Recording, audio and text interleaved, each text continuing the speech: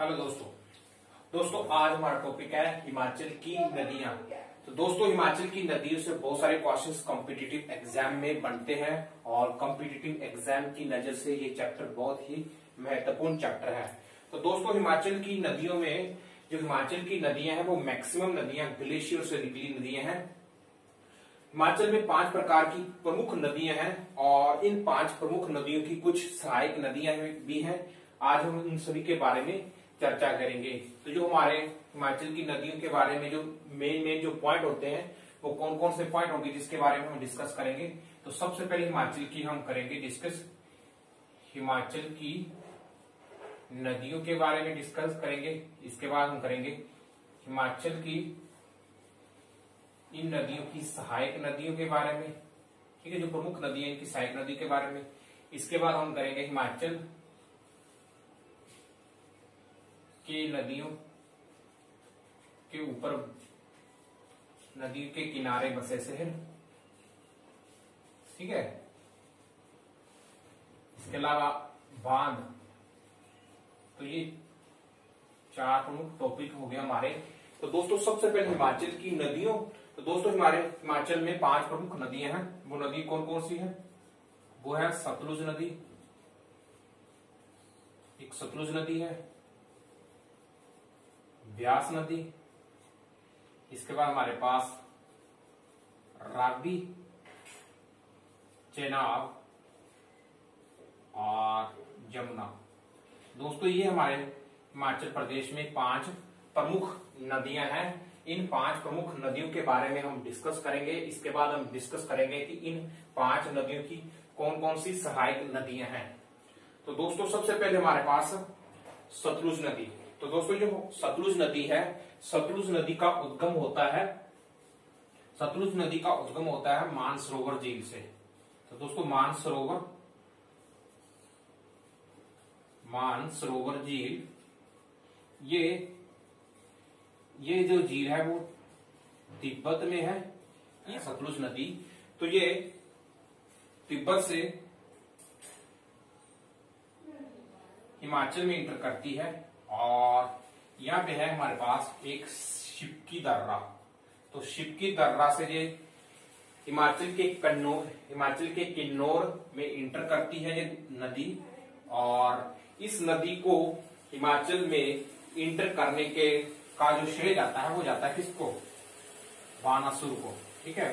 बानासुर ने ही हिमाचल में हिमाचल के किन्नौर में सतलुज नदी को मिलाने का कार्य किया था। तो दोस्तों जो सतलुज नदी है वो हिमाचल में किन्नौर में अब कर गई है इंटर। इसके बाद इंटर करने के बाद दोस्तों ये कौन कौन से क्षेत्र में जाती है, इसका क्षेत्रफल क्या है, इसके बारे में चर्चा करेंगे। तो सबसे पहले हमारे पास सतलुज नदी।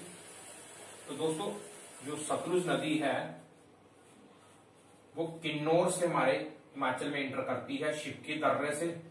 इस सतलुज नदी का जो कुल क्षेत्रफल है हिमाचल में वो हमारे पास है 320 किलोमीटर, ठीक है। 320 किलोमीटर इसका कुल क्षेत्रफल है। सतलुज का जो वैदिक नाम है वो है सतुद्री, ठीक है। और जो सतलुज नदी है दोस्तों ये शिपकी दर्रे किन्नौर से ये चलती है और ये पंजाब के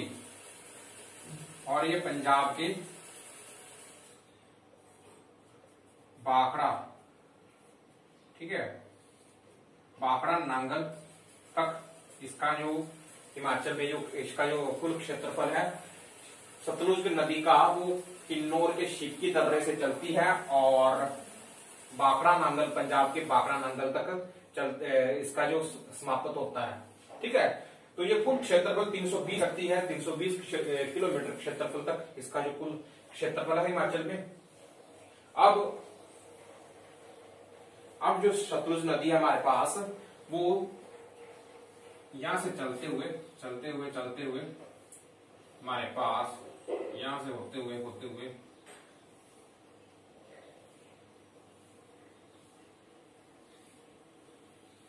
यहां तक चलती है।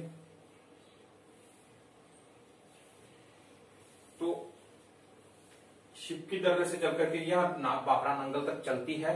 तो जो ये इसका कुल क्षेत्रफल है। और ये किन्नौर के बाद हमारे पास शिमला, कुल्लू, मंडी, बिलासपुर, ये कुल इन 5 जिलों के बीच में चलती है।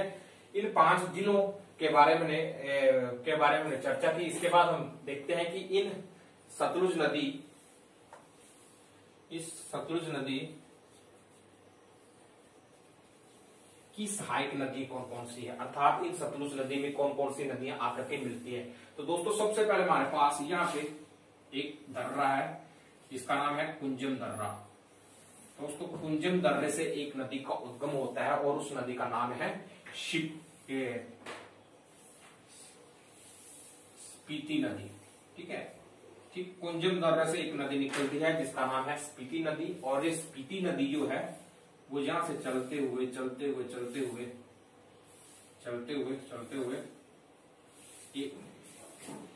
हुए यह किन्नौर में आकर के मिलती है।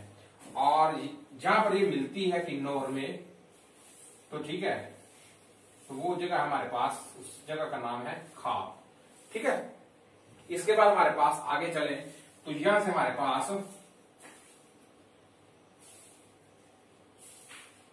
हमारे पास एक नदी है, ठीक है, जो कि निकलती है बसपा। ठीक है, बसपा की पहाड़ियों से निकलती है और आगे चल करके मिल जाती है किसमें, सतलुज नदी में। इसके अलावा दोस्तों ये 2 प्रमुख नदियां हैं, जो कि एक स्पीति नदी है, एक बसपा नदी है, जो कि किन्नौर में मिलती है, किसमें, सतलुज नदी में। इसके अलावा दोस्तों हमने पढ़ लिया इसकी सहायक नदियों के बारे में, सतलुज की। इसके बाद इन नदियों के किनारे बसे से हैं, अर्थात सतलुज नदी के किनारे कौन कौन से शहर बसे हुए हैं। तो सबसे पहले दोस्तों यहां पे हमारे पास है, ठीक है, यहां पे हमारे पास है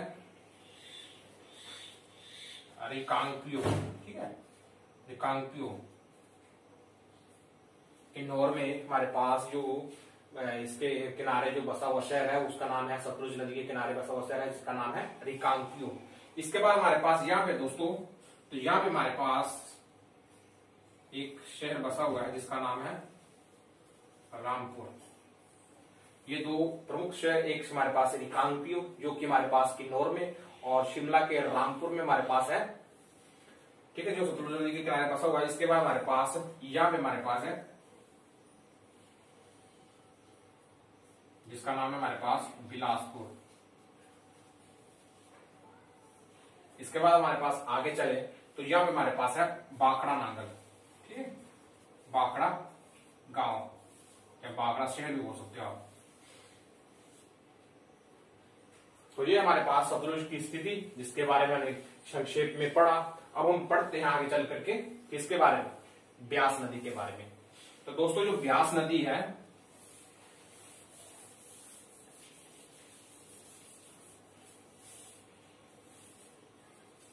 ब्यास नदी है वो निकलती है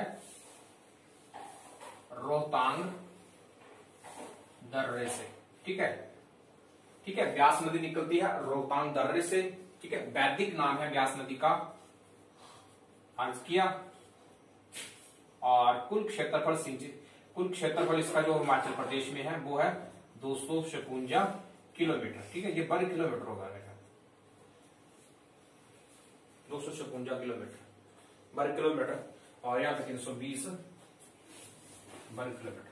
ठीक है, इसके बाद हमने पढ़ा कि ब्यास नदी, तो ब्यास नदी का उद्गम होता है रोहतांग दर्रे से, अर्ज किया इसका नाम है, ठीक है, वैदिक नाम, और 256 वर्ग किलोमीटर के क्षेत्रफल को ये कुल क्षेत्रफल तय करती है।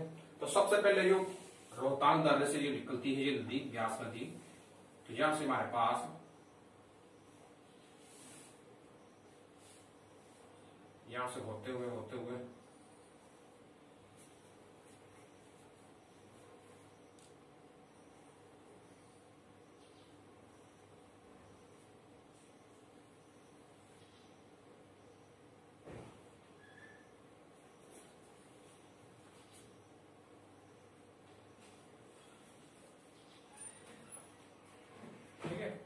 यहाँ पे कर जाती है पंजाब में इंटर, इस साइड पंजाब है, ठीक है, ये भी पंजाब ही है। तो यहाँ से चलते हुए ये कुल कितना क्षेत्रफल तय करती है, 256 किलोमीटर, ठीक है।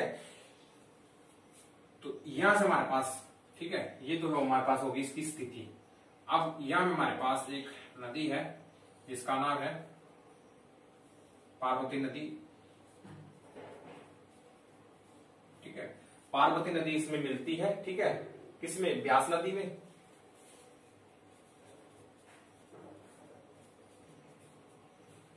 अब पार्वती नदी मिलती है इसमें ब्यास नदी में। तो यहां से चलते हुए मंडी में इंटर करती है, ठीक है, कुल्लू से इंटर करती है मंडी में ब्यास नदी। इसके बाद ब्यास नदी आगे चलते हुए लास्ट में जाकर के पंजाब, तो पंजाब के मिर्थल में जाकर के लुप्त हो जाती है, ठीक है। यहां से चलती है हमारे पास, कहां से चलती है, रोहतांग दर्रे से चलती है। रोहतांग दर्रे से चलते हुए आगे मनाली में, मनाली के बाद फिर कुल्लू में जाकर के पार्वती नदी इसमें आकर के मिल जाती है। फिर आगे चलते हुए मंडी में, मंडी के बाद ये हमीरपुर में इंटर करती है। हमीरपुर के बाद फिर से ये कांगड़ा में इंटर करते हुए लास्ट में जाकर के पंजाब के मिर्थल में जाकर के लुप्त हो जाती है। तो हमने इसके बारे में पढ़ा। इसके बाद हमारे पास देखते हैं कि इसकी सहायक नदी कौन कौन सी है। तो सबसे पहले तो इसकी सहायक नदी है पार्वती नदी, ठीक है। पार्वती नदी किसकी सहायक नदी है, ब्यास नदी की। इसके बाद हमारे पास एक और नदी है कुल्लू की, तीर्थ नदी, ठीक है। तीर्थ नदी वो भी किसकी सहायक नदी है, ब्यास नदी की सहायक नदी है। इसके बाद हमारे पास यहाँ कांगड़ा में देखो, तो कांगड़ा में हमारे पास यहाँ पे बाणगंगा, ठीक है, बाणगंगा ये कांगड़ा में है, ठीक है, ठीक है। नगरकोट किले के सामने जो नदी दिखाई देती है वो बाणगंगा ही है। इसके बाद नूरपुर, ठीक है, नूरपुर और पठानकोट में हमारे पास चक्की खड़, ठीक है।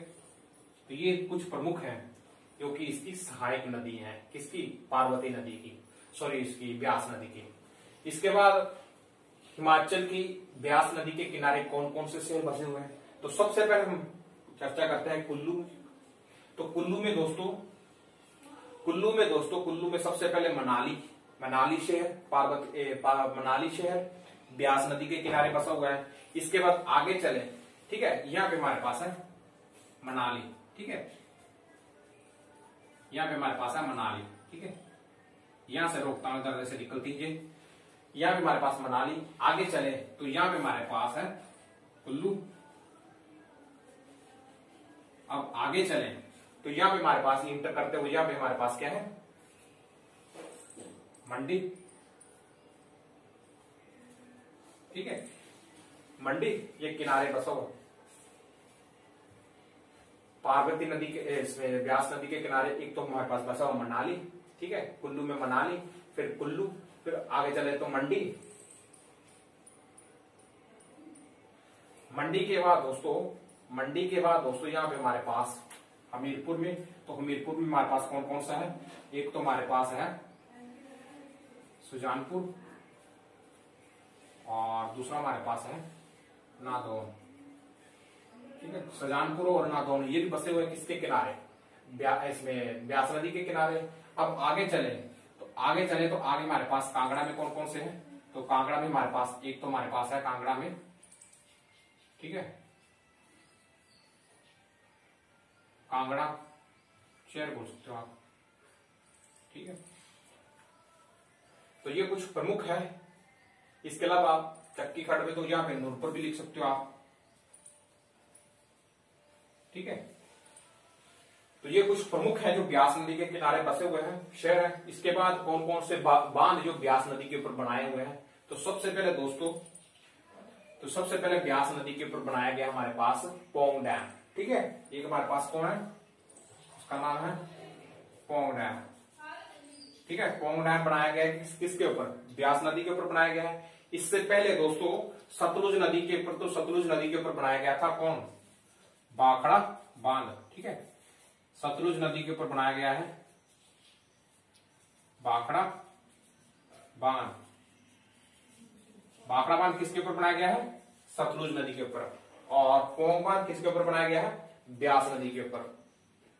इसके अलावा हमारे पास यहाँ पे सतलुज नदी के ऊपर हमारे पास एक कंदरौर पुल भी है, जो कि बिलासपुर में है। वो भी किसके ऊपर बनाया गया है? वो भी बनाया गया है किसके ऊपर? सतलुज नदी के ऊपर। ये दो प्रमुख है, इसको भी याद कर लेना। एक तो हमारे पास कंदरौर पुल जो सतलुज नदी के ऊपर बनाया गया है, बिलासपुर में है, और एक हमारे पास बांध है बाकड़ा बांध जो कि सतलुज नदी के ऊपर बनाया गया है। बाकड़ा बांध बनाया गया सतलुज नदी के ऊपर और ये बिलासपुर में है। इसके अलावा हमारे पास हमने पढ़ा कि ब्यास नदी के ऊपर बनाया गया है पोंग बांध, और पोंग बांध कहाँ है? पोंग बांध कहाँ है? कांगड़ा में है। ठीक है। इसके अलावा दोस्तों हमने पढ़ लिया इसके बारे में। अब हम चर्चा करते हैं यहां पे चेनाब नदी के ऊपर। तो दोस्तों ये चेनाब नदी है,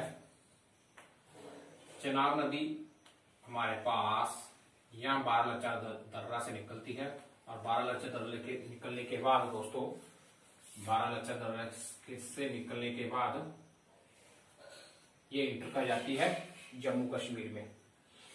तो दोस्तों बारालाचा दर्रे से निकलने के बाद ये इंटर कर जाती है कहां पे? जम्मू कश्मीर में। तो जो चेनाब नदी है, चेनाब नदी के बारे में पढ़ते हैं। तो चेनाब नदी का उद्गम कहां होता है?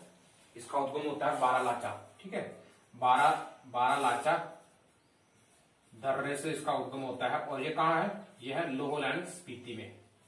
ठीक है। इसके बाद इसका वैदिक नाम है वो है अस्कीनी। इसके अलावा हमारे पास कुल क्षेत्रफल है कितना? 122। ठीक है, 122 किलोमीटर।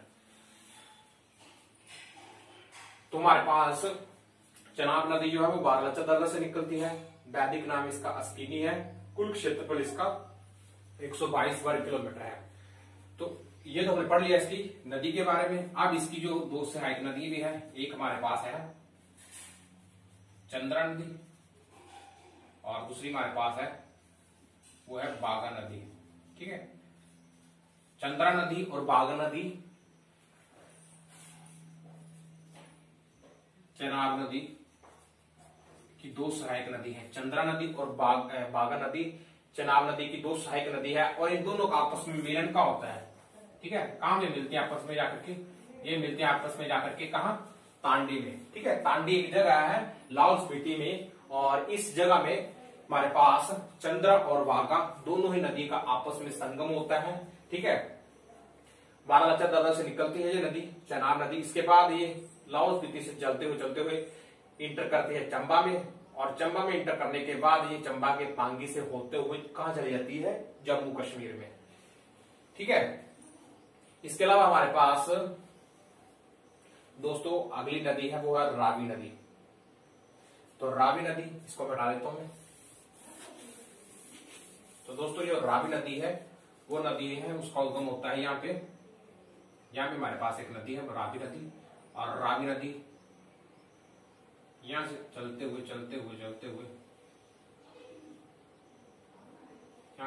पंजाब में एंटर कर जाती है। ठीक है, यहां से होते हुए। तो रावी नदी के बारे में पढ़ते हैं दोस्तों। जो हमारे पास रावी नदी है, तो रावी नदी निकलती है बड़ा बंगाल दर्रे से निकलती है। हमारे पास कौन सी नदी? बड़ा बंगाल दर्रा से निकलती है रावी नदी। इसके बाद इसका कुल क्षेत्रफल कितना है हिमाचल प्रदेश में? कुल क्षेत्रफल इसका हमारे हिमाचल प्रदेश में वो है 152 वर्ग किलोमीटर। इसके अलावा दोस्तों इसका वैदिक नाम है हमारे पास वो है परुसनी इसका वैदिक नाम है। एक तो हमारे पास रावी नदी का उद्गम होता है बड़ा बंगाल दर्रे से होते हैं।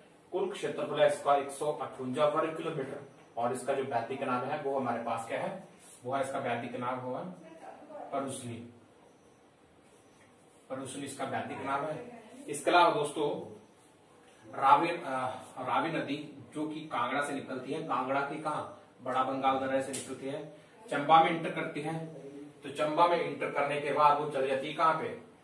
चंबा में इंटर करने के बाद वो चली जाती है जम्मू में, जम्मू में इंटर करने के बाद वो पंजाब से होते हुए, ठीक है, चली जाती है पाकिस्तान में। अब इसकी सहायक नदियों में, तो इसकी सहायक नदियां कौन कौन सी हैं? इसकी सहायक नदियां हमारे पास, इसकी सहायक नदियां हैं, रावी नदी की सहायक नदियां, एक तो हमारे पास है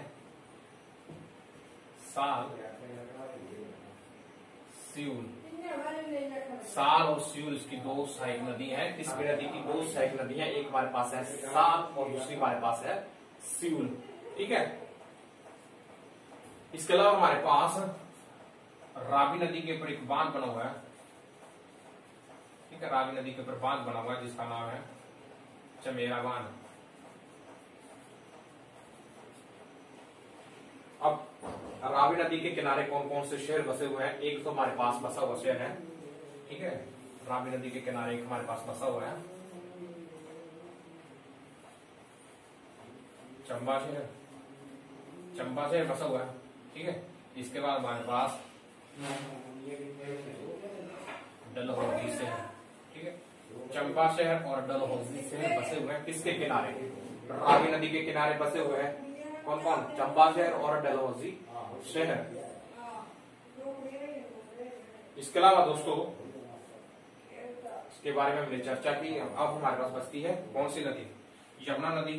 तो दोस्तों यमुना नदी जो है हमारे पास, यहां से हमारे पास ये उत्तराखंड है, उत्तराखंड है, और ये उत्तराखंड की सीमा है, यहां से हमारे पास इंटर करती है। इंटर करने के बाद ये आगे बढ़ते हुए चलती जाती है। जो उत्तराखंड है दोस्तों, उत्तराखंड दोस्तों, जो उत्तराखंड में यहां बता देता हूं मैं, यमुना नदी के बारे में थोड़ा सा चर्चा कर लेते हैं।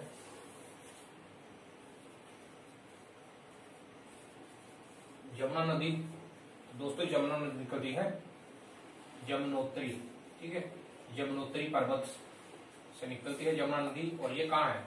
ये है उत्तराखंड में, उत्तराखंड में है यमुनोत्री पर्वत, यमुना नदी से निकलती है, ठीक है। इसके अलावा हमारे पास इसकी जो सहायक नदी है, ठीक है, इसकी सहायक नदी कौन कौन सी है?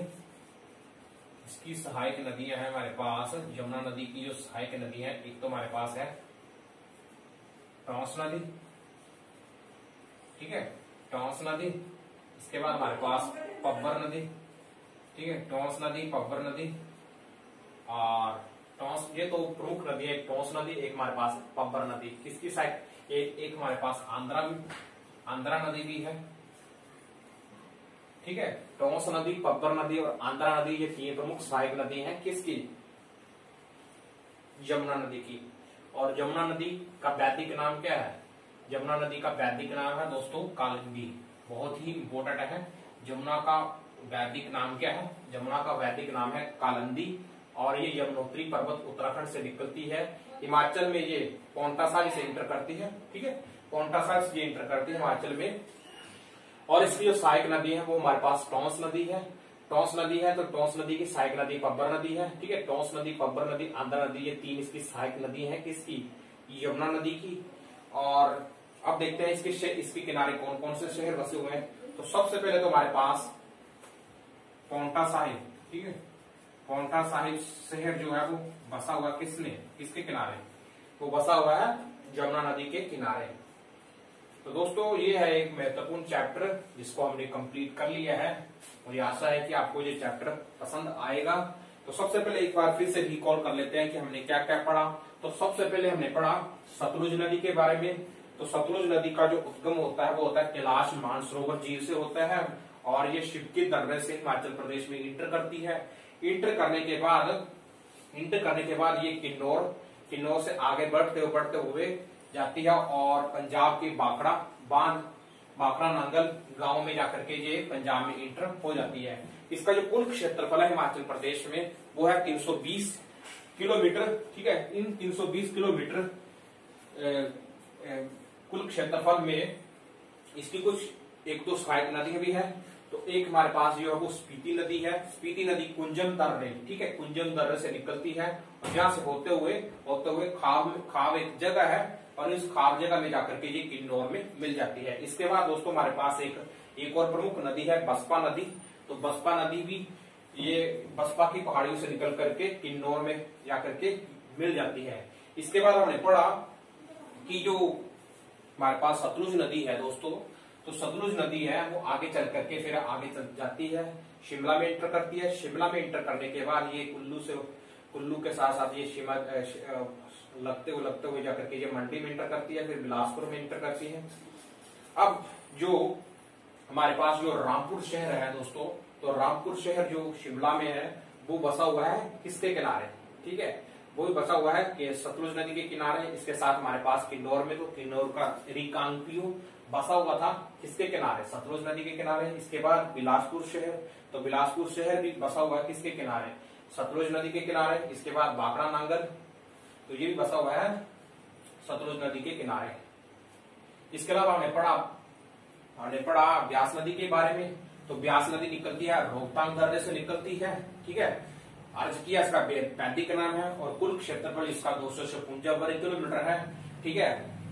ब्यास नदी आगे निकलती है और आगे चलते हुए मनाली शहर से होते हुए आगे कुल्लू में इंटर करते हुए, कुल्लू के बाद ये मंडी में इंटर करती है, मंडी के बाद ये आकर के हमीरपुर में इंटर करती है, हमीरपुर में जाने के बाद ये कांगड़ा में इंटर करती है। इसके बाद हमने पढ़ा चेनाब नदी के बारे में। तो दोस्तों चेनाब नदी बारालाचा दर्रे से निकलती है, चंद्रा और बागा नदी का आगे चल करके संगम होता है तांडी में। इसके बाद लाहौल स्पीति से चलने के बाद ये चंबा में एंटर करती है, चंबा के पांगी में एंटर करने के बाद ये आगे चल करके जम्मू कश्मीर में चली जाती है। इसके बाद हमने पढ़ा रावी नदी का। तो रावी नदी का उद्गम होता है बड़ा बंगाल से, ठीक है, कांगड़ा के बड़ा बंगाल से इसका उद्गम होता है। इसके बाद ये बड़ा बंगाल से एंटर कर जाती है कहाँ, चंबा में एंटर कर जाती है। चंबा में एंटर करते हुए आगे चलते हुए ये दोस्तों आगे चलते हुए ये चली जाती है कहाँ पे, जम्मू कश्मीर में।